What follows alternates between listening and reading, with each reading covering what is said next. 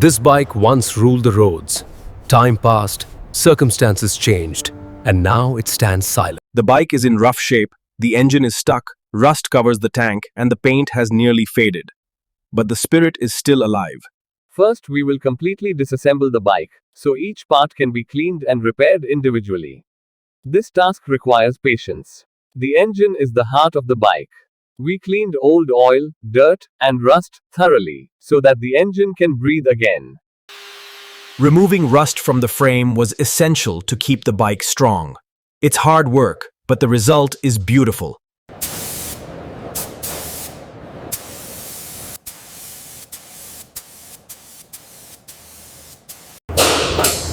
Old parts were repaired, some new ones were installed to make the bike safe and strong.